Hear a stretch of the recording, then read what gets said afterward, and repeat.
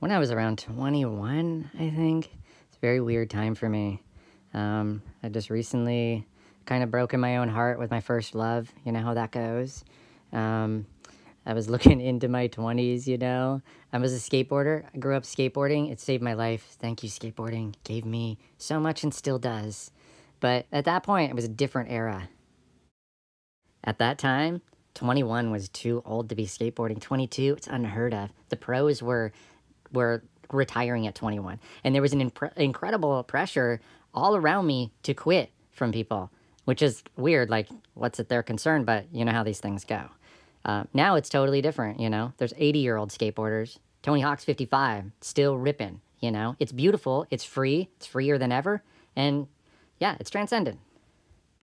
The era of skateboarding that I grew up in, all my friends were from, like, broken homes. We all went to punk rock shows together. There was a lot of, like, you know, anger, you know, a lot of hurt with a lot of people, you know how that goes? But we all had each other.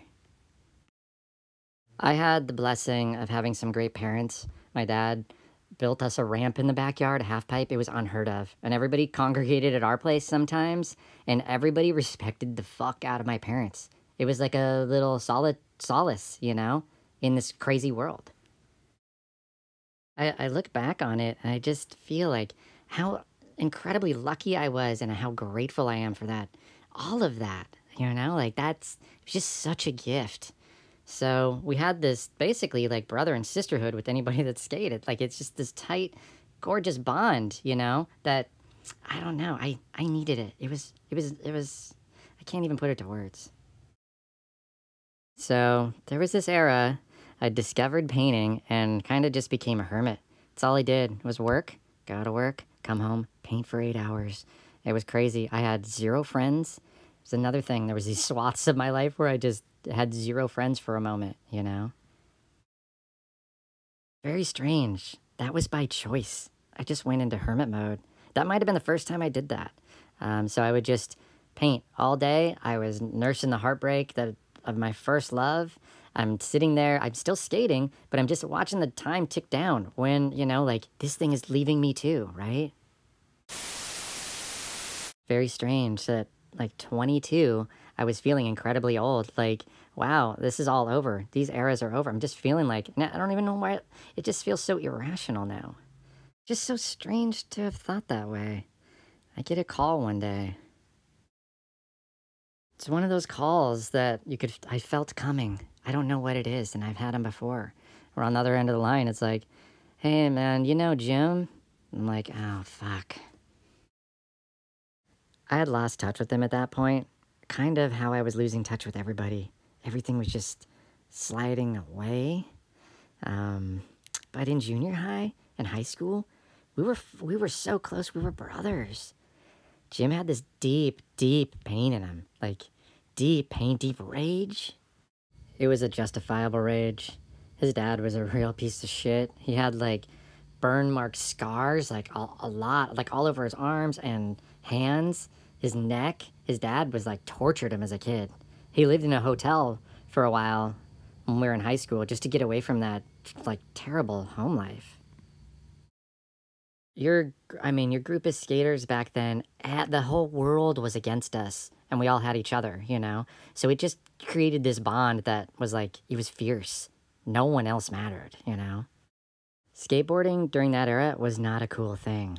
If you did it because you loved it, because there was ridicule around every corner, and me and my friends were fighters.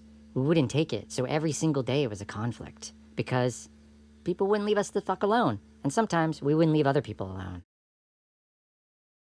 So, anyway, that's part of that beautiful world that I thought was slipping away. You know, that camaraderie, that bond, that brotherhood, the sisterhood, the friendships, you know, they're beyond, like, they're souls connecting, you know? I had my own issues with crippling depression that showed up, and I didn't know what it was. I was in so much pain I couldn't see straight, and I couldn't see other people's pain.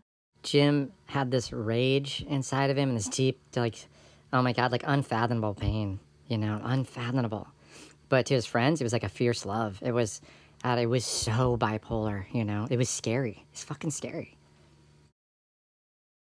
And, you know, the parts of it that I could see, it's like, it's just so intense and heartbreaking, you know, and hopeless on some level.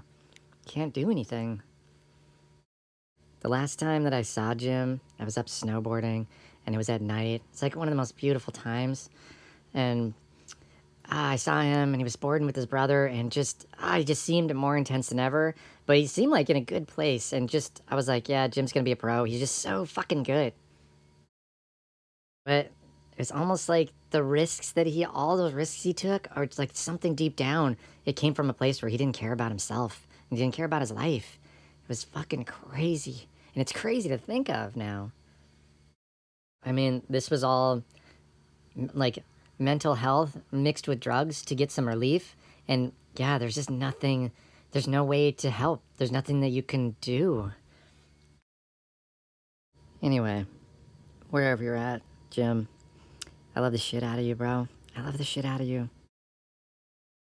Shortly after meeting Jim, he invited me over to his house to skate one weekend. He was like, some other dudes are going to be there, and I have a bunch of ramps and stuff. You should come skate with us. I remember skating over there by myself. It's like 45 minutes away by skateboard. And turning that corner, the last corner before his house, and seeing like the launch ramp set up, and then some rougher, older skaters, and my stomach dropped and I was intimidated. And like I always seem to do, I guess, was I just saw the fear and just went for it anyway. And I'd never skated a launch ramp. And it went from, wow, I hope these guys aren't just going to all kick my ass to those dudes all showing me how to skate this ramp, being super cool, and all of them becoming some of the closest friends that I've ever had. We all went into the house at one point and watched The Search for Animal Chin, Pal Peralta movie. That was the first movie that I'd seen like that. Seen a couple other skate videos, but nothing like that. That whole day, like, completely changed my life. It was a new brightness, a new love, a new light. I didn't realize how important it was at the time. Like everything. It's easy to take these things for granted, but it did change my life.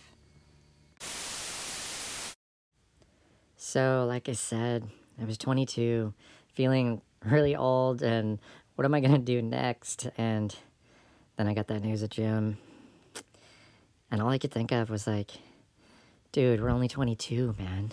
We're so young. Yeah, I'm just grateful for the time that I got to spend with one of the greatest souls in existence. And I guess I'll take this as, you know, speaking of taking things for granted, take this opportunity to tell the universe that I'm the luckiest being in it. I have the greatest dad in the world. He built this half pipe for us when I was growing up. Incredible. Shouts out to my parents for always being so gracious. Your weird son's bringing home huge packs of like punk rocker, skateboarder hooligans all the time.